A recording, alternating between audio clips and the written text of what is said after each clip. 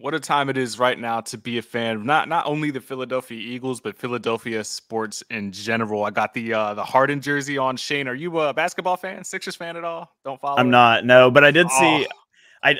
So I started getting annoyed when the whole timeline was Sixers stuff during the game, but I did see the shot that Harden hit to win the game, and oh, now Horford's head. Hell yeah. yeah. So I will enjoy that through my Twitter feed and other Sixers fans, but no, I'm not an NBA fan. You can be Sixers fans vicariously through me for today with James Harden. Joel Embiid is coming back to play today. Finally secured his NBA MVP, so couldn't be happier for the big guy in that regard. But the Eagles just nailed their draft. The Sixers are up 1-0 on Boston. Bryce Harper returned yesterday, although he went 0 for 4 in plate appearances. But it's all right. He's rusty. And yeah, very good time to be a Philadelphia sports fan. But of course, as we all know, this is a Philadelphia Eagles podcast. This is the EPA podcast brought to you by Bleeding Green Nation and BGN Radio. I'm your host, Victor Williams. Be sure to follow me on all social platforms over at the Philly Pod, Instagram, Twitter, the whole bit. Do the same for my other host here that joins me every week on the show. You can follow him now, newly minted handle, Shane Haff NFL. It's about time we were able to rebrand that handle. But Shane didn't want to leave his he didn't want to give up his grasp on the check mark, and then Elon just took him all away. And now he's Shane Haff NFL. And it looks a lot prettier, Shane. It looks a lot better. It does. It looks better. Elon took the blue check, so I was going to ride that out as long as I could. You did. Now that it's gone. You did. Now that it's gone. I did find a problem with changing your Twitter handle though. Oh, what's that? When you're on the mobile app and you go to like search your tweets, you just click the little it's searching only under your new handle. So I have to go manually change my username in the search if I want to search tweets older than like a month. So it could potentially protect me from people Twitter searching my bad takes from the past. But it does make it a 2-step process to go search for tweets from the past, but that's okay.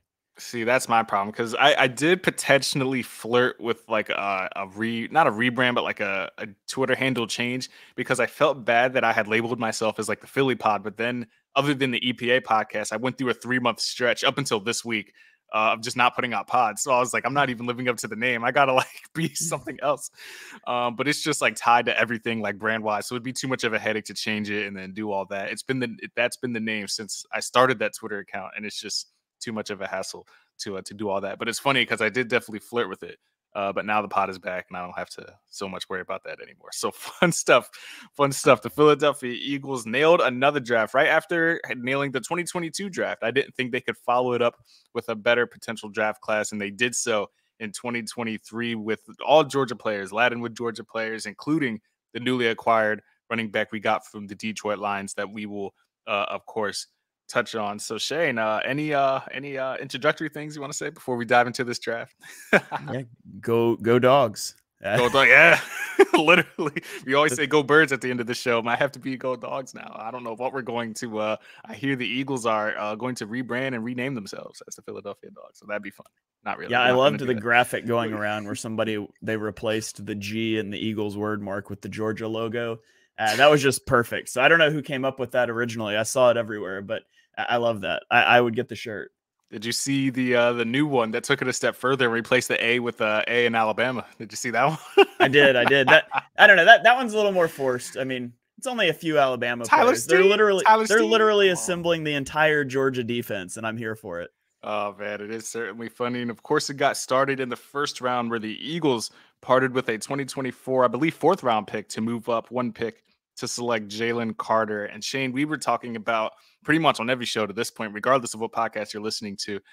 We were all talking about how if Jalen Carter gets past the Seattle Seahawks, the Eagles would be open for business. I thought they would be more aggressive to move up to 7 or 6, and it was impressive to see them stay pat at 10. Only have to part with a mid-round selection in a future year to go up and pair Jalen Carter with former Georgia teammate at the time, Jordan Davis and Nakobe Dean, before the other ones came to join them. So Shane, your thoughts on what was given up to move up for him? Was he the right pick? The red flags kind of with Jalen Carter. As we all know, ESPN was not shy to make us aware of the red flags immediately when he was selected. They threw that graphic up, wasted no time. As soon as he was picked, ESPN said, let's remind you guys of everything he's ever done wrong in his life before we get to why he's such a highly touted prospect. But Shane, overall thoughts on the pick and his fit with this defense in 2023. Yeah, I mean, I love the fit. Carter's a great player. He's either the best or the second best film grade in the class, depending on where you look and who you're after. I had him behind Will Anderson as 2. A lot of people had him as number 1, but he's a fantastic player on the field, and he's going to be able to plug right in for the Eagles. He can play the 4-eye, which is the defensive tackle that's on the inside shoulder of the tackle. He can play a 3 technique, which is more shaded towards the guard. You can put him right next to Jordan Davis, and they're both very good run defenders, which is going to be important. The Eagles got gashed by the run last year, and they were very like, this was our run front and this is our pass down front. And it wasn't interchangeable at all. And so you can get these guys both on the field. You can do a lot to stop the run, which is going to be important without like a TJ Edwards in the middle of your defense. Obviously, right now, the projected linebacker starters are Nakobe Dean and Nicholas Morrow, who are both very small, undersized guys. And so you need defensive tackles that can make the math work, that can steal a gap up front. And I think you have that in both Carter and Davis. And so that makes the math work for the defense. He's explosive out of his stance. There's a little bit of technical things that you can refine in his game. So you could expect to see him even get better than he was at the collegiate level. And then obviously, there's the off-field red flags, and I don't know on those, but I know the Eagles did their homework. And so I'm going to trust them to have made the right call on that. And at pick 9, it's such a good value that it's worth the risk at that point. Very much so. Yeah, tremendous value at that pick number 9. As some would argue, as you mentioned, the top overall prospect in the draft. And we've said ad nauseum to this point, Shane, that nobody has more intel than the Eagles did on Jalen Carter with Jordan Davis and Nakobe Dean within the organization. So they felt comfortable enough to make that pick. They felt comfortable enough to part ways with a future selection to get ahead of Chicago, who I'm sure was intrigued by the prospect of having him as well. So I like this selection from a value standpoint, and I like it because it, number one, fills a need. As we all know, Javon Hargrave left for San Francisco. You can plug him right in there next to Jordan Davis, and that run defense is going to be stout. In addition to the other picks they made in this draft that I enjoyed as well, that we'll get into later on in the show. I saw the clip going around, the viral clip.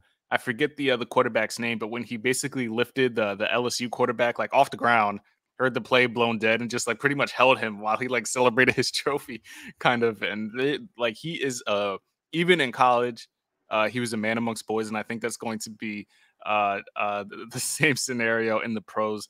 As well. Fantastic run defender, strong anchor, uses his hands well, and explosive off the line of scrimmage. I'm very intrigued to see how he's going to kind of sequence his pass rush moves together in the pros, and I think he'll make an immediate impact from week 1. He starts week 1, we would assume, right? Oh, absolutely. Yeah, absolutely. There's no way he doesn't, right? Okay, just make it. I mean, okay, well, you define start because technically the starter is the guy that takes the first snap on the field, but he's going to be playing heavy amounts of snaps. And right. The Eagles have it.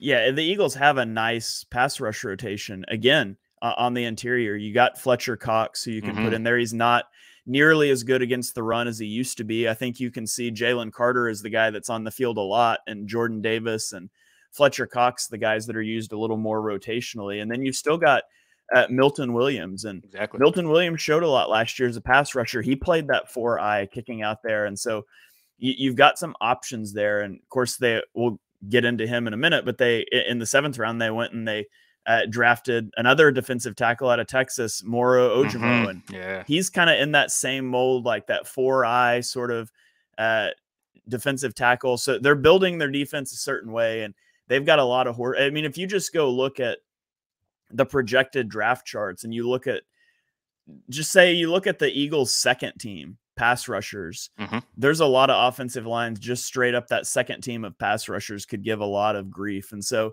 the Eagles are continuing to load up in the trenches, as we always knew they're going to do. And they're investing at the premium positions. And maybe Carter doesn't hit. Maybe he bombs out. Maybe he's out of the league before his rookie contract's over because of off the field issues. That's certainly a possibility, but it's a risk worth taking at that point. It's certainly worth taking, especially with the Eagles' philosophy, the way they build inside and out. You take a risk there, and if it doesn't work out, it doesn't work out. You're not going to hit on every single pick. But what I'm sure they will hit on is the next pick in Nolan Smith. And I just don't understand how it's not like it's a secret of how the Eagles want to build their team through trenches and by scouting pretty much exclusively the Georgia defense. And teams allow this. Like when you're picked 27 and 28 and you see Nolan Smith on the board and you know the Eagles are coming up, something should register in your head like, man, maybe we should take this guy before the Eagles get their hands on him. But nope, the league is perfectly fine. And I'm perfectly fine with it, obviously, of the Eagles just collecting Georgia Bulldogs on defense and getting this explosive edge rusher in Nolan Smith. And I know the size is a big deal with him, but everything else he brings to the position is awe-inspiring from what I see. I know the comps to Hassan Reddick were made leading up to the draft, and it's hard not to make that comparison because the way he can rush the quarterback and the way he just gets bursts off the line of scrimmage is exciting to watch. And I'm intrigued to see how Sean Desai, if I was Sean Desai, I would be excited because you essentially walked into a championship defense with all these players and all this draft talent, and you have so many pieces to play with. And now you have Reddick and Nolan Smith that at times you could play on the field at the same time. And it's going to be very exciting to see next season and moving forward because Hassan Reddick is only under contract for 2 more seasons to develop Nolan Smith, so that by the time Hassan Reddick leaves, Nolan Smith can step in there and the defense doesn't miss a beat. But with the only selection that the Eagles basically held on to, the only one they didn't trade anyway at number 30, they land Nolan Smith at a pick. Like he was linked to the Eagles numerous mock drafts that I saw at number 10. So for them to get them here at number 30 is fantastic value. Yeah, absolutely. I would have been happy to trade back into the early teens, 13, 14, and take Nolan Smith. I wouldn't have been really upset if they took him at 10. He wouldn't have been the highest on my board at 10, but I liked him. I would have been okay with him at 10. Sure. And so for him to drop to 30, and I mean, some of it, yeah, is he's coming off the torn pectoral muscle. Mm-hmm. He is undersized. So I don't think I haven't heard any smoke about like medical red flags with the pec. So I doubt that played into it very much, but he wasn't going to be on everybody's board because of his size. He's 2nd percentile weight, 15th percentile height, 17th percentile length. So he is tremendously undersized, but he was such a good run defender at that weight. And this isn't, a guy in the ACC that was a good run defender. This is in the SEC. And I don't worry as much about size concerns coming out of the SEC, especially since he was already so good as a run defender. And he's so good as a run defender because of his explosiveness, because of his ridiculous bend. Like he would have trouble shedding blocks if a tackle gets him clean. It's just so hard to do because he can dip the shoulders. He gets around it. There's things all over his film of him essentially juking a tackle that's attacking him downfield and getting into the backfield, of him stepping down and, just knocking a pulling guard backwards to condense space and power runs. And he's so ridiculously good as a run defender. And so that negates a lot of that worry for me. Now, he needs a lot of development as a pass rusher. He's never been a high sack player. He only had 3 sacks in 8 games this year. But if I'm looking at a guy like this and you tell me you can have a finished pass rusher who can't stop the run, or you can have a finished run stopper who needs to learn how to rush the passer, I would much rather him at 238 pounds be able to set a strong edge and think I can teach him how to rush the passer, because the athleticism is there. The technique's just not. And I think you can teach him those counter moves. Like there's certain things you can teach and certain things you can teach. And everywhere Nolan Smith is deficient as a pass rusher, I think it can be taught. And so I'm excited about Nolan Smith. He doesn't have to come in and play 80% of the snaps as a rookie. He's going to play some, but like you said, he's a lot like Hassan Reddick, except he's better as a run stopper versus as a pass rusher.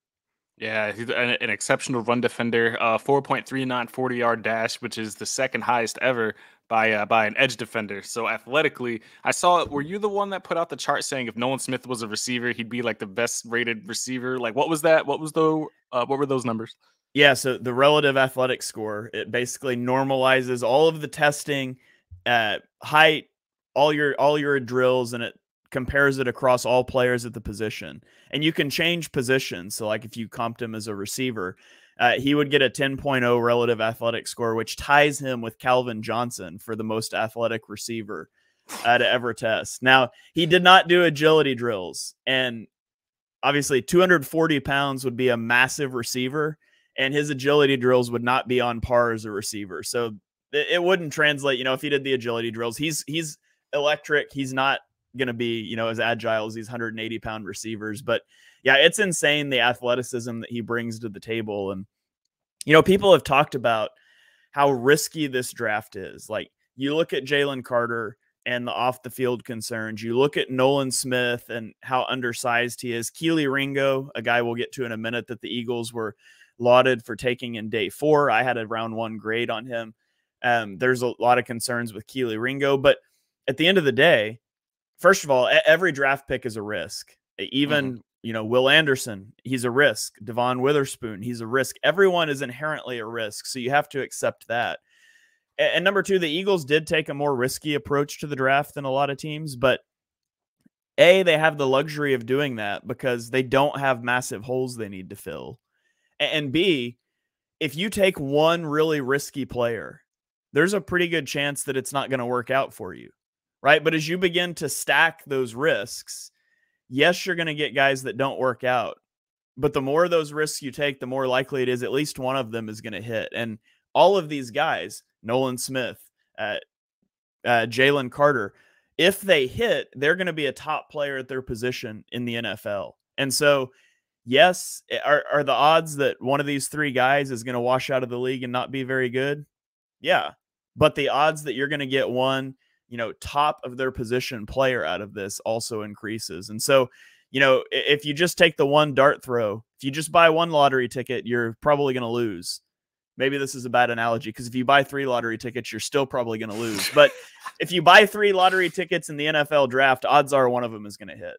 Yeah, the potential reward certainly outweighs the risk. Like I was going to say, if you draft 10 risks and 3 of them work out, I'd say that's a good draft. I'd say that's a successful draft. Like by that ratio, I think you need a 30% hit rate to deem them as successful draft picks. And yes, they're risks, and maybe if other teams took them, you would probably give it with a side eye, but it's the fact that the Eagles took them and they have a well-established culture of winning and accountability, and they already had the infrastructure in place of Jordan Davison and Kobe Dean, 2 guys that can kind of like not help the organization because I doubt they need help, but give them intel into what kind of Jalen Carter needs and how to utilize Nolan Smith because they watched firsthand how these players succeeded at a high level. And so I think when you have the intel from those guys, like we feel like this defense will put them in the best position to succeed at the pro level. I think that it's a no-brainer for the Eagles. And I think that in some ways it's specific to the Eagles, which is why these picks work out. Now, something I also want to address is that I see a lot of rival fans are talking about, like, I see Howie getting all this praise for drafting these Georgia players when they fell to them in their laps. Like, of course, he's going to draft the best player available. Why is he getting all this praise? But Shane, from my perspective, I feel like that it's not only just picking the players. I think assessing the board correctly and knowing how things are going to fall and be able to predict them accurately also goes into that, because they could have traded much more to move up to number 6 to draft Jalen Carter. They stood pat at 10, moved up to 9, and gave up minimal draft assets. They could have traded up to once the late teens were happening, they could have traded up to 21, 22 and took Nolan Smith. They stood right there in 30 and got him right at their own pick. So I think Howie deserves immense credit for being able to read the board accurately, giving up very minimal value to acquire the players that they had ranked very highly on their board to begin with. Yeah, I mean, the talented player falling to you is only half the battle, as the Washington Commanders showed us when Christian Gonzalez fell to number 16. And then they took Emmanuel Forbes instead, and Christian Gonzalez goes to the Patriots at 17. Like, the player falling to you is half the battle. Then you have to make the right selection. And then the other part is, what if the player isn't going to fall to you? Howie does such a good job of knowing how the board's going to fall. Like you said, he didn't trade up higher for Jalen Carter. He didn't trade up for Nolan Smith because he knew he knew how the board was going to shake out. And then you look at the Cowboys, who absolutely unequivocally were drafting Dalton Kincaid, and the Buffalo Bills leaped in front of them and took Kincaid, and then they were reeling and they drafted Mazi Smith, a guy that shouldn't have sniffed the first round at all. And so, yes, good players fell to them and they made the picks. Other teams in the division didn't. And you know, that's the dividing line. Yeah, you actually have to be the GM to make those picks because we watched Howie make the wrong ones. Justin Jefferson fell right to you. What happened? Jalen Reagor right there. So I know it's a pick that we don't like to bring up a whole lot, but Howie's learning from his mistakes and making the right choices and being able to read the board and not give up the future to move up for picks when you could have had them at a later pick is certainly a skill that not every GM has. Speaking real quick, you brought up Mozzie Smith, and I know we'll dive more into the division later on, but I saw you when the Cowboys made that selection. I don't know if this was a joke or if you were dead serious when you said you had a 3rd round grade on Mozzie Smith. I had him as an early 2nd rounder. Did you really have him as a 3rd rounder? Yes, I did. I can, and it's people can go search my. Thought tweets. You were kidding. Thought you were kidding. This is why I put this stuff out before the draft because people were like, "Oh, you're just hating on him because the Cowboys draft." Was like, nope, you can go check my stuff that I put out before the draft. I had a 3rd round grade on Mozzie Smith. He was, let me see what number he was on my big board.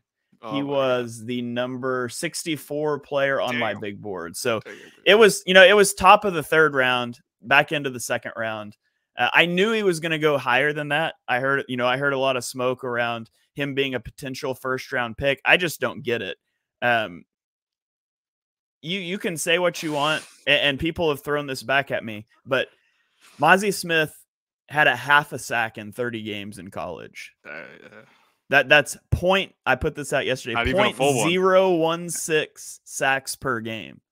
He had 0.2 tackles for loss per game in college. So he was not making tackles behind the line of scrimmage, whether in the run or against the pass. And you can say, and people certainly did, well, the Eagles drafted Jordan Davis last year higher than the Cowboys took Mozzie Smith, and he doesn't know how to rush the passer either. And that's true, except Jordan Davis was a 10.0 relative athletic score and a guy that's that athletic. You're not just taking him because he can stop the run. You're taking him because you think you can develop some pass rushing tools. Mozzie Smith doesn't have that athleticism. And so, yeah, I thought that was an awful pick for the Cowboys, but they walked into the draft with 2 glaring needs: tight end and interior defensive line. And that's mistake number 1. You don't want to walk into the draft unless you're, holding a top 3 pick and you're going to take a quarterback with everybody knowing what you need. And the Cowboys did that. And the Bills exploited that and leaped them to take a tight end, and they ended up drafting Luke Schoonmaker in the 2nd round, which I also thought was an awful pick. Yeah. And they walked out of the 1st and 2nd round with 2 guys that I had round 3 grades on. That's why it's such a luxury for the Eagles to be where they're at, because they don't necessarily have to draft for need. Yes, there's some holes to fill on the roster, but they can draft the best player available and just make them work. That's the beauty of the roster construction that the Eagles have had the last few years. Because to your point, when you walk in with glaring needs and everybody knows it, chances are somebody's going to swing in there, or you're going to have to reach for that, knowing that he won't be there 15 to 20 picks later. So Dallas was the fortunate culprit in that scenario. Oh, by the way, before we move on, I misspoke. I did not have a round 3 grade on Luke Schoonmaker. I had a day 3 grade on him. So. Day 3. I was like, he definitely wasn't. I remember when I saw you tweet the day 3 pick, I was like, maybe he's doing this to be funny during the draft, or did he dead ass have a 3rd round pick on this guy? But the Dallas fans are going to convince us that Mozzie Smith is better than Jalen Carter. Now I see Dallas fans posting Jalen Carter's pro day and all of his issues and saying, "Oh, this has bust written all over it." I call that copium. I call that a coping mechanism is what I call that. But yes, very good picks in the 1st round for the Eagles with Jalen Carter and taking Nolan Smith. Smith is the first edge rusher the Eagles have drafted in the 1st round since Derek Barnett. So let's hope that Nolan Smith kind of lives up to the pedigree a little better. Even though I don't know if excited is the word. I am curious to see how Derek Barnett will be in this defensive end rotation coming up. I don't know if I'm excited because I don't know if he fixed all those unnecessary roughness penalties and all that stuff, but we'll see. Yeah, I was gonna say, will Derek Barnett have more penalties or sacks this season? Yeah, we'll find out the hard way. We'll find out the hard way in the upcoming season. But very good. Brandon Graham, Josh Sweat, Nolan Smith, Hassan Reddick. Man, do you feel like this defense has a chance to match the sack record last year? I feel like with this draft, they have a good shot to do it. Yeah, I mean, it was a special season last year. Yeah, it's tough to put in terms of sacks, but you look at the cornerback room and you brought back your starting corners. I think it's certainly a possibility that they can. I mean, I wouldn't ever guess that they're going to match that because that's kind of a historic season. But I think I think they definitely have a strong shot to lead the NFL in sacks again and be as disruptive as they were a year ago. Definitely. I never seen a guy go ahead and fill all the things that they lost in the offseason in the draft, and that was what Howie is doing. So flipping to the offensive side of the ball in the second round, we knew it was going to happen. Shane, you and I said that the second round routine of drafting offensive linemen is probably going to happen, and it sure did this year with them taking offensive lineman Tyler Steen from Alabama, keeping the Alabama thing going. And this guy is a guy that is being projected to potentially play right guard for the Eagles. They have that hole there with Siamalu leaving. You have Cam Jurgens, who fans are expecting to compete for that spot as well. Tyler Steen is a guy, Shane, correct me if I'm wrong, because you probably know more about this than I do, but I don't think he ever played guard in college. Right tackle, left tackle. I don't think I ever saw him at guard. So how do you like this fit? How do you like this pick from a value standpoint for the Eagles?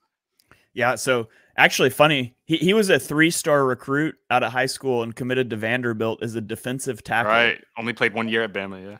Yeah, and after his freshman year, he moved to offensive tackle, and then he transferred to Bama for 2022. So he started 12 games at right tackle and 34 games at left tackle.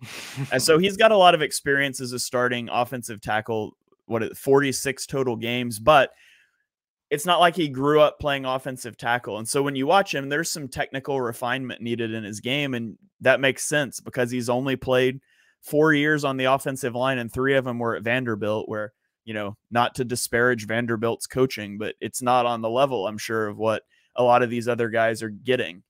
So he spends 1 year at Alabama, where obviously Jeff Stoutland has ties. So Jeff Stoutland's going to know everything there is to know about Tyler Steen. It's worth mentioning the Eagles announced him as an offensive guard. Mm-hmm. Height, weight-wise, he's fine for a tackle, but his arms are really short. 32 3/4 inch arms is really short for a tackle. That's 9th percentile. A lot of teams have like a 34-inch kind of guide rail, like we're not playing tackles that are under 34-inch arms. So his relative athletic score was good. He's a really smooth mover. He's got really good lateral quickness. So at Alabama, where he's playing outside, he could easily set wide against like wide 9 speed rushers. He could get out there. He maximizes his length well, which is important because he doesn't have a lot of it. And he's got good strength at the point of attack. He's a good mover in the run game. He does a good job of like getting to the second level. And he doesn't like bury defenders like you see Jason Kelce do, but he does a good job of getting out there and walling them off. So the highlight reel is not as impressive, but it still gets the job done. He gets caught flat-footed at times and lets rushers into his chest, which causes an inconsistent anchor. So I would say like his strength is good. His anchor is not the best because he'll let guys into his chest, and that's something he's going to have to work on. And I think his base gets too wide. Brandon Thorne pointed that out on a thread he had about him, and it gets him off balance. So there's some things he can work on there. Physically, I think he's good. Technically, there's some things to refine. And so I think he goes to a great place with Jeff Stoutland to work on that. I think it'll be a competition between him and Cam Jurgens to be the starting right guard this year. But regardless of who wins that, you anticipate him being the right guard of the future because Cam Jurgens was drafted to be the Jason Kelce replacement. And so long term, I think that's probably his position. And, maybe he shows he can stick on the outside and he becomes your right tackle. But I think he's probably your future right guard. Whether he becomes a starter this year or not remains to be seen. Yeah, I think Steen realized that his future was at guard too because he worked out at guard at the Senior Bowl. So the Eagles obviously noticed that, and that's why sometimes going to the Senior Bowl benefits you because you know some things about some of these players that other teams do. So he worked out at guard at the Senior Bowl. We probably realized this is where teams are going to put me, and the Eagles noticed that, and they liked it, and obviously the Alabama connection. You're gonna go ahead and entertain that. As well. Siamalu leaving, we knew that the Eagles were going to address the offensive line at some point. I was staring at your guy, O'Cyrus Torrence, because I thought there was a small chance the Eagles were going to have him, but he was taken relatively early, and that ended that dream. But I remember you had mentioned Torrence as a potential pick at 30 for the Eagles. So when he went into day 2, I said, wow, he makes a lot of sense for the Eagles. The pipe dream ended, though, and we didn't get that. But I like the prospect of Tyler Steen, and I'm excited to see that battle in training camp as he battles with Jurgens for that starting right guard spot. So now in the third round, a guy, another position we anticipated them filling. We knew it was likely not going to be Brian Branch, but Sidney Brown, who was my third overall prospect at safety after Antonio Johnson, was the selection for the Eagles at number 66 overall out of Illinois. And man, this guy can hit. His missed tackle, you know why he's the primary comp to CJ? Not because like they kind of play similarly in the box and closer to the line of scrimmage, but they both had high like missed tackle percentages. And that's where I say like, wow, he's just like CJ, because he misses a lot of tackles, doesn't wrap up, goes for the big hit. And CJ did that last year as well. But man, this man is athletic. He's a gym rat. I don't know if you've seen his physique, Shane, but this man is shredded to the gills. Like this guy is like not an ounce of fat on this man. He's a thumper. He can match up with tight ends. He enjoys playing tight ends. He can keep up with the shifty guys out of the slot. I really, really like this pick of Sidney Brown. He reminds me a lot of, and this is kind of high praise, I know everybody likes to scream Dawkins, but he's more of like Bob Sanders. And I think they have similar play styles from Bob Sanders back in the day. So I'm going to very much enjoy diving into his film in the coming weeks. He might be the pick I'm most excited about in this draft. And I know that's a lot to say with Carter and Nolan Smith and some of these other guys, but I'm really fascinated by the prospect of Sidney Brown. Yeah, he was the number 45 player on my big board. Ooh, good value. So with the 9, 30, and 66 pick, the Eagles got my 2nd, 16th, and 45th rated players. So I liked the value. He's extremely athletic. He's got a lot of versatility. He played about 400 snaps deep, about 1,000 snaps in the box, and about 350 snaps in the slot over the last 3 years. So you can move him around. He's got good ball skills. His athletic testing showed better like agilities than I think he shows on the field. He's kind of more of like a straight line speed guy on the field. I didn't think that his agility was as great, but hopefully that's something that they can work on. You know, the biggest thing with him is his size. He's only 5'10". Now he's heavy at 211. That's why he got into the box so much, but he's going to have a hard time covering like bigger tight ends that can just sort of body him up. But you know, what you're getting in the 3rd round, I think he's a really good player. And, you know, I think he's probably going to be your starter over Edmonds at the start of the season. They've got similar roles, but when you go spend a pick at the top of the 3rd round, 66 on this guy, I've got to assume that you think he's going to play right now. And maybe they both get on the field, although they're both kind of the same type of player. I don't know, but you know, his absolute floor, in my opinion, in the league is a really good special teamer where he's got a lot of experience who plays in sub packages in coverage. And the Eagles special teams has been horrendous. He's going to help them out there as well. I really like the Sidney Brown pick. Yeah, very, very, very, very good pick there. And a ball hawk similar to that FCJ as well. 6 picks, 7 passes defended last season. So he has a knack to get to the ball. And that's interesting because I look at the 3 now. I think it's a fairly decent safety room now with Sidney Brown, Reed Blankenship, and Terrell Edmonds. Who starts amongst those? I guess we assume Reed is slotted for one of those spots, given what he did at the end of the year. And Edmonds with the veteran presence, and Sidney Brown with the athletic traits. We'll see who wins that for the other spot. He played 5 years at Illinois, which means he had a ton of experience. That's why I think Reed had an easier time transitioning, because he played 5 years at Middle Tennessee. So it's not like he was hurting for experience. He had a lot of it, which is why he kind of looked natural out there at times. But I love everything about the Sidney Brown pick. Very good pick there for the Eagles at safety. I loved Antonio Johnson, but Sidney Brown is a good consolation prize in my eyes. That's going to be exciting to watch in the summer as well. And then in the 4th round, or actually before we get to that pick, I guess we can talk about the trade, because we knew Howie at some point was going to make a splash. He always does. He always has to make the draft about himself in a good way.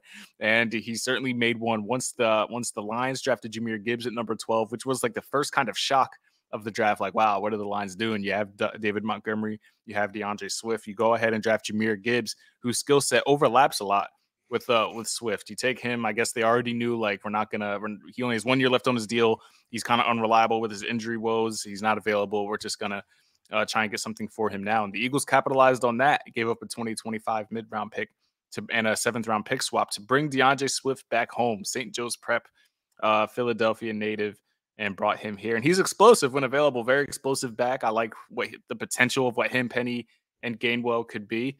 And why not try it? You had to add some more skill to the running back room, and I enjoyed very much the acquisition of yet another Bulldog in DeAndre Swift, Shane. Yeah, people that were tired of watching Miles Sanders miss holes. Oh, wow. Created by the offensive line. You're going to see a lot of that with DeAndre Swift as well. He's big on dancing around. Yeah. There are 42 running backs with 300 carries in the last 3 seasons. Mm-hmm. Among those, DeAndre Swift ranks 11th in yards per carry, but only 36th in success rate. Oh. So he's boomer bust, similar to how Miles Sanders was in terms of his carries. But what he has over Sanders is he's good in pass protection relative to Miles Sanders. He's not great in pass protection, but I would say he's like average to above average. And he's a receiving threat. You can throw the ball to him out of the backfield, which I'm not sure is something the Eagles want to do a lot.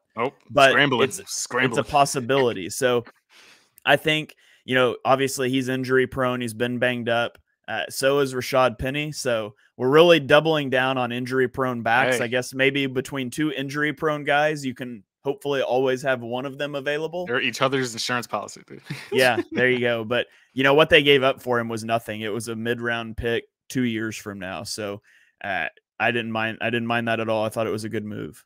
Yeah. And from a reception aspect, 156 catches over his first 3 years for 1,200 yards. So, yeah, certainly a threat out of the backfield. They used Gainwell a lot of that towards the end of the season.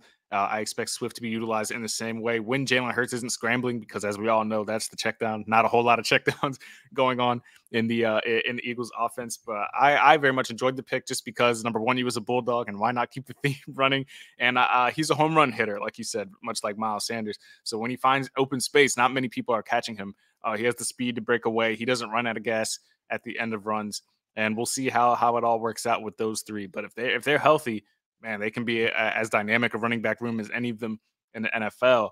And get this, Shane, I'm sure you've seen it to this point, because I had put the numbers out, but the combined running back room of Boston Scott, DeAndre Swift, Rashad Penny, and Kenneth Gainwell are all less than the average annual value of Miles Sanders' contract. So this is why I don't pay running backs, because this is the way the Eagles do it. They find value, they find good guys for cheap, and they don't pay them at the end of it. So don't get too attached to DeAndre Swift fans, because he won't be here after next year unless like something crazy happens and he takes like a 4-year whatever deal. But this is how the Eagles get it done. This is why it wasn't likely that the Eagles would pay Miles Sanders, and this is why it was equally as unlikely that the Eagles would take Bijan Robinson, as much as I desire, not so much Shane, but as much as I had wanted that to happen. So yeah, Shane, when you heard Bijan go at number 8, how excited were you when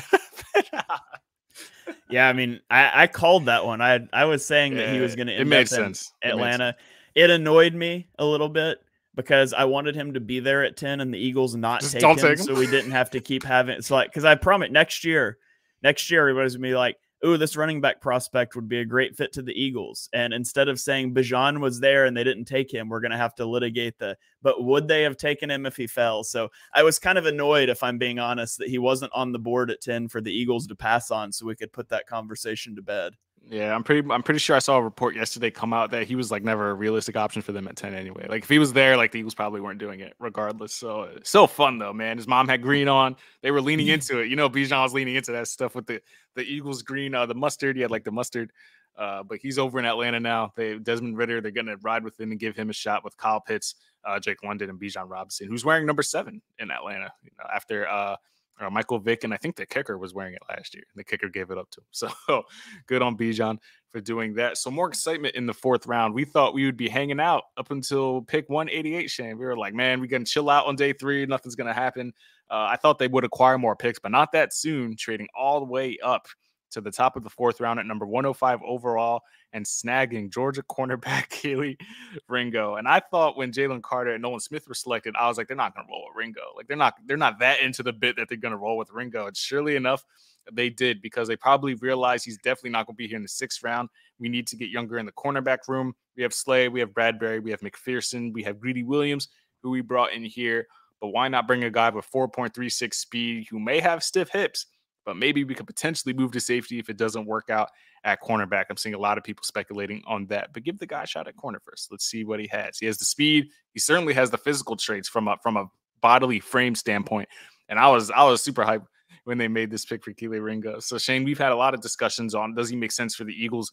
At 30, I saw some speculation that he could potentially be a pick there. but he fell much further due to his tape and due to potential injury woes there. But overall, from a value standpoint, once again, the Eagles knocked it out of the park in the 4th round with Kelee Ringo. Yeah, absolutely. I mean, it started to come out afterwards. There were potential character and medical red flags. Howie said they did not have red poor flags. Work ethic. I've seen that out there. Yeah, Howie said they did not have red flags on Ringo, which, I mean, it's not like you're going to disparage a player that you just drafted, but there's concerns with Ringo. He's very stiff-hipped, and that's a big deal. He struggles to play with his he struggles to play with his back to the ball to get his head around.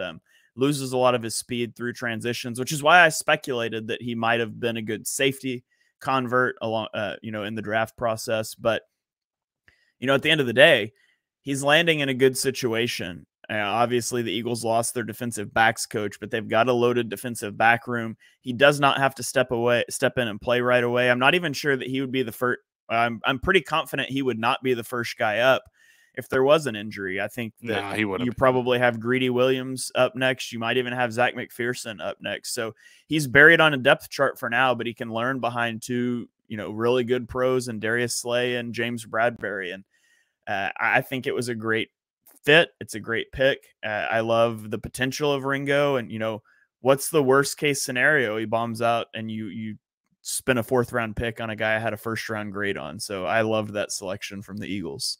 Yeah, he was a projected 1st round talent not all that long ago. So like we said, from a value standpoint, it made a lot of sense for the Eagles to go ahead and do so. And he has the luxury of not being thrusted into a starting role right away. When you can learn behind 2 all-pro guys like Slay and Bradbury, man, only good things can come from that. And if you have to start 2-3 years down the road and you own those skills, and I think that there's definitely potential there for Kelee Ringo to succeed at the pro level. So a very exciting pick there. The pick that was not as exciting came in the 6th round at number 188 overall, because lo and behold, Howie had to find a way to keep the quarterback factory open. We thought it was closed. We thought it was over. We thought it was Hurts, Mariota, Ian Book were good to go. Nope. Howie said, I like this guy, Tanner McKee out of Stanford. I like this pocket passer that has no mobility to his name whatsoever.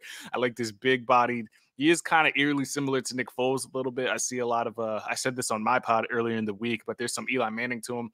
He's big. He stays strong in the pocket. He takes hits. He delivers the ball with a very good accuracy. He can hit tight windows. But if you ever had to play a game for the Eagles, nothing in that playbook is working for Tanner McKee. So you're going to have to build a whole new one for the way that Tanner McKee plays football. So I anticipate McKee not playing a whole lot for the Eagles. I think that they're going to develop him as a strong pocket guy that maybe teams could fall in love with. Even though the NFL is seemingly going away from those type of players, the dual threat is becoming the new prototype at quarterback. But maybe some team like a Patriots or a Vikings or somebody falls in love with those strong pocket guys that don't move around a whole lot, but delivers the ball with pristine accuracy. They flip him maybe perhaps down the road for a mid-round pick. Maybe they use him to simulate maybe like a Derek Carr or somebody that they're going to play in the season. Maybe he'll help simulate a true pocket passer for them in practice when they go up against one. That's the only really reasoning I can see for why they selected Tanner McKee, because from a developmental and stylistic standpoint, he didn't make a ton of sense, Shane. Yeah, my take on Tanner McKee. You don't have one, probably. He is 0th percentile and attended the University of Georgia, so I'm out. Yeah, there you go. Now, Stetson Bennett, we should have did. Yeah, I mean, I had a 3rd round grade on McKee, so he was a good value, I guess, at that spot. I don't like the pick. You need, if you're going to predicate your offense as much on the read option and RPO, which you can run RPOs without being mobile. Nick Foles did it. Yeah. But the read option, like we saw last year when Minshew came in, the Eagles' entire running game was read options, and the defenses just didn't respect that, which is a whole other thing that shouldn't be your whole offense. Like people talk about, one of the arguments for drafting like Bijan Robinson is you can take some of that load off of Hurts, and so he's not taking as many hits. But if you're still running the read option all the time, the defense gets to dictate who gets the ball, and Jalen Hurts is going to continue to take hits. So you need to develop just a straight running game, like do a few read options. But that was one of my gripes last year. Everything was a read option. But anyways, you can't do that with McKee. he does not do well when he's pressured, and he has no ability to create outside of structure. He can't deal with pressure. His completion percentage dropped from 66.5% to 41% when he was pressured. He was one of 8 quarterbacks last season to be sacked over 40 times. His all of college football? All of college football? Oh my. Yeah. Now, his offensive line was bad, but he's a pocket passer with bad pocket presence. He does not do a good job sliding in the pocket. He has just average arm strength, and he does have good accuracy. But, to me, if you're drafting a guy that can't move, he better have special arm talent. And I guess if he did, he wouldn't be there in the 6th round. But I didn't like the Tanner McKee pick. I'm not going to kill it too much because it's the 6th round, so who really cares at that point? But I just think you want a mobile quarterback. They showed that when they went out and they signed Marcus Mariota to a 1-year, $5 million deal this year. I would be surprised if Tanner McKee is your QB2 next year, because I think they're probably going to want a mobile guy anyways. And so if his top ceiling is an inactive QB3, I'd rather just spend the pick somewhere else. Yeah, Dorian Thompson-Robinson made a lot of sense. Malik Cunningham, who went undrafted, I wouldn't have been mad to see him here in the 6th round. Yeah, McKee is something. I'm trying to find the silver lining in this. I'm like, I guess they develop him and flip him to a team who really wants to run that pro style offense. So maybe that's the line of thinking they have here. Maybe they want different perspectives in the QB room. I'm not sure, but yeah, if you thought Gardner Minshew was scared to death when there's pressure coming, wait until you see Tanner McKee out there when the edge rusher is coming after him, because that man is a deer in headlights and he doesn't know what to do when free edge rushers are coming off the edge here. But yeah, he was I will say, out of respect for McKee, he was the 6th overall QB prospect to me anyway, after Bryce Young, CJ Stroud, Anthony Richardson, Will Levis, and Hendon Hooker. Tanner McKee was next. So from a value standpoint, I mean, yeah, there it is. So we'll see what they make of Tanner McKee. It's going to be a hell of a QB3 battle in camp between he and Ian Book. Is Ian Book mobile? Did he run a lot in college? I don't remember. Notre Dame, so. Right? Notre Dame, great Ian Book. He was lighting it up in Notre Dame. Yeah. Ian Book. See ya. He's gone. He's out of there. Yeah. So off to the 7th round, where I thought this was a stellar pick. This guy was ranked. I'm very intrigued, Shane, to see where he was on your big board, because a lot of people had him as a top 100 overall talent. PFF had him at number 96. That the Eagles got him at number 249 overall. And defensive tackle Moro Ajomo, originally born in Nigeria, came to the States when he was 7 years old, enrolled in college when he was 16. Shane, what were you doing at 16? Learning how to drive. I don't know. Yeah, I was not learning. I didn't learn how to drive until I was 20, actually. Fun fact. Don't ask me why it took that long. But yeah, 16. I certainly wasn't enrolling. I guess that's a lie too, because I grew up on a farm out in the country, so I was actually learning to drive at like 9. But oh man, yeah, this guy was learning how to play football. I played a whole bunch at Texas. You want to talk about a guy who's stocky, and his wingspan, Shane, I'm sure you've seen the film to this point, but his wingspan, like, he could stand, like, he could, from my couch, which is all the way across the room, he could stand from my couch and be touching me at my desk. That's how crazily long his wingspan is. Freakishly long arms. He knows how to take advantage of guys on the along the offensive line on the opposing side, and I like everything about this pick. I think he can develop into a real nice run stuffer for the Eagles, be an early down guy for you. If you have him and Jordan Davis in there on early downs, I don't think opposing teams are gaining very much yards on the ground.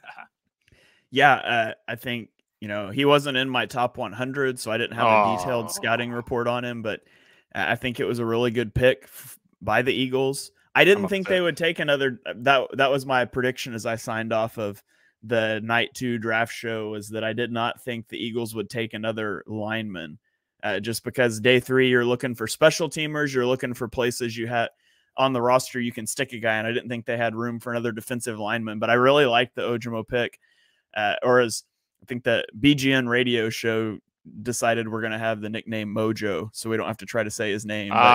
Fair. So I can't remember if it was Jimmy or Brandon that came up with that, but shout out to them. So Mojo in the 7th round, I thought it was a good pick. I don't know how much he'll see the field this year, but just another, developmental piece on the interior defensive line. He's decent run defender, can play the 4-eye for you, similar to how they've used Milton Williams at times. I thought it was a great value pick there in the 7th round, just again, to continue to invest into a position group that the Eagles value a whole lot. Yeah, I think it was kind of foreshadowing that they would pick a lineman here because they let go of Marvin Wilson earlier in the day, I think. Yeah. Yeah, so I was like, yeah, they're probably eyeing up another D tackle here, but Ajomo does a lot of things well as a run defender. He had 19 recorded 19 stops in 12 games last year, according to PFF. So there you go for the guys that like to continue to stuff the run and leave guys force teams into third and long and fourth and long situations. I think he'll develop into a nice piece for the Eagles. So overall grades before we get up out of here. Shane was telling me before the show that people are too lenient in their draft grades, so I'm very excited to hear his overall grades. But other than Tanner McKee, he's the one I saw on this draft, and it would have been an A+ draft for me. You call me a homer, you call me whatever, but that's what I would have given it because of the McKee pick alone. This overall draft class is an A- for me for 2023 for Philadelphia. All right. I was telling Victor off air that it annoys me when hates you draft analysts. He hates all put of out you. I hate it when people put out the draft grades and everyone's like an A or a B. Like that's not how grades work. So like to me, C should be your starting point, and that's where most of your team should fall, kind of in that range. And A's and D's and F's, those should be the Eagles a B, didn't you? Those should be reserved for teams that exceptionally overperformed like the Eagles or underperformed like the 49ers or Lions. Shots fired there. But no, I gave the Eagles an A+. I think they had one of the best drafts out there. I thought you were about to say B+. I would have logged off this. No. A+. I thought they had a fantastic draft, and I'm not even going to dock them for the Tanner McKee pick. That I was so happy with the rest of it. I don't even care.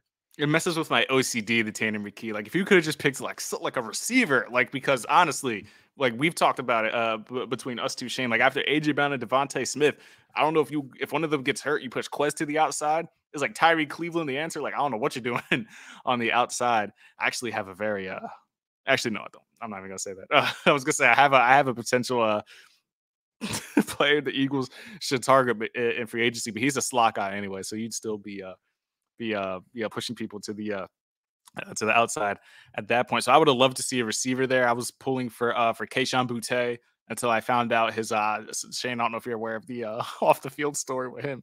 But some people on Twitter were let's just look it up in the meantime. But some people were very nice, were nice enough to make me aware of Kayshon Boutte's off the field situation. So I was like, oh, maybe he's not the right pick there. I would have liked to see Parker Washington out of Penn State. I would love to see him at that pick, but what are you going to do? What are you going to do? Tanner McKee it is. He probably won't be here. He'll probably be another Clayton Thorson, be on the roster, practice squad a couple years, done for. And that is that. But yeah, A- for me just because of Tanner McKee. But overall, phenomenal draft for the Eagles. Didn't think they could do better than they did last season. They came into it this year. At one point, like they walked into the draft with 6 picks. And at one point, they had 5 players, a trade with DeAndre Swift, and still had 4 picks remaining. So how he seemingly wheeled and dealed and the whole bit. They have a ton of comp picks coming next year. And the Eagles are not only set up for a Super Bowl title run this year, they should be the favorites in the NFC after this draft, but they're set up for 3 to 4 years down the road. And you can't ask for a better outcome than that as far as the current landscape and your future plans as far as a franchise perspective goes.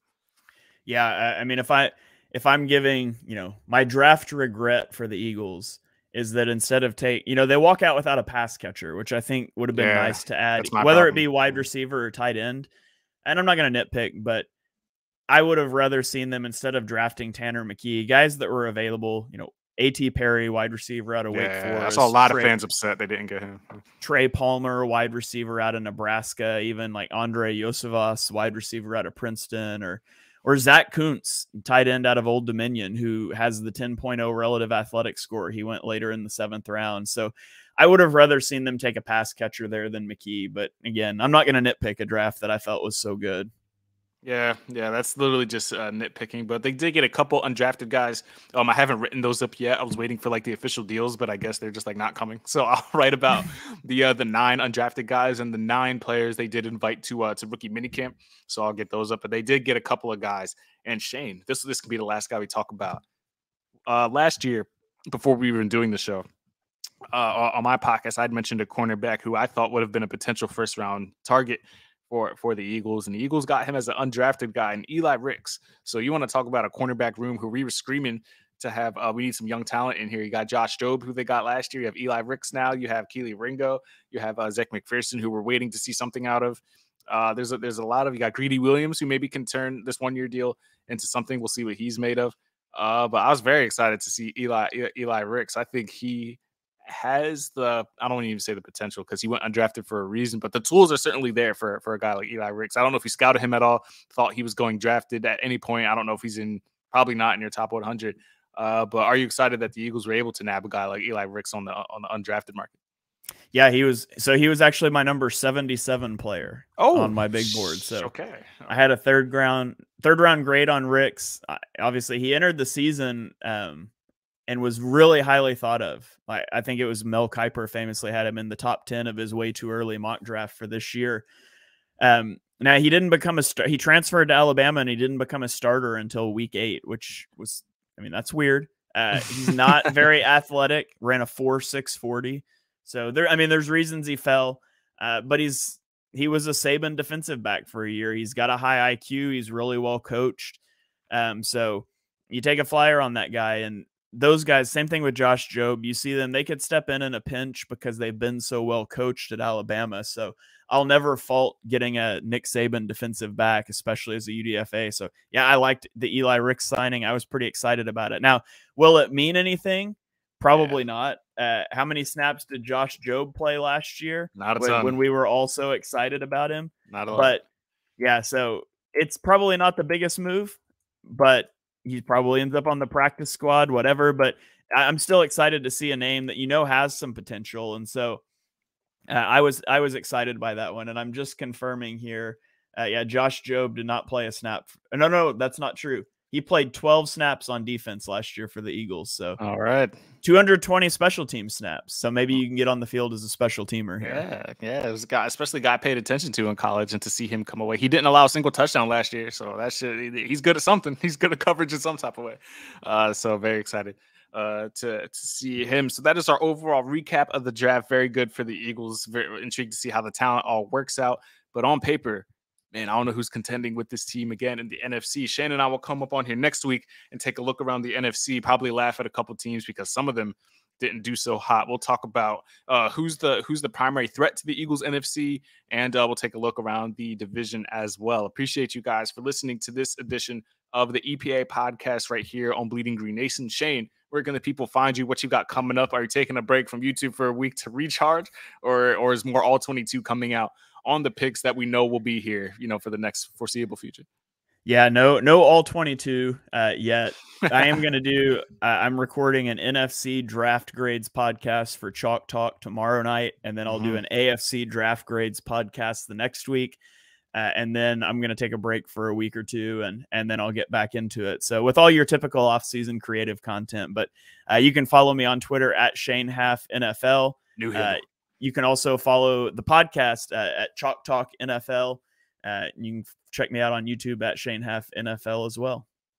Yes, sir. Be sure to go do that. Put in a lot of work in the off season, and now it's time to focus on these players, move ahead, and your traditional off-season stuff as OTAs are right around the corner. Be sure to follow me, Victor Williams, on all social media platforms over at The Philly Pod. You can find my podcast, The Philly Pod, over on Apple Podcasts, Spotify, Stitcher, iHeartRadio, anywhere else you get your shows. Be sure to subscribe. We have a couple new episodes this week. I have one coming tomorrow as well, so be sure to subscribe and stay on tab for all of those. Appreciate you guys for doing that. We'll catch you guys next week as we take a look around the NFC. Until then, guys, peace out from the EPA podcast. Go Dogs. Dogs.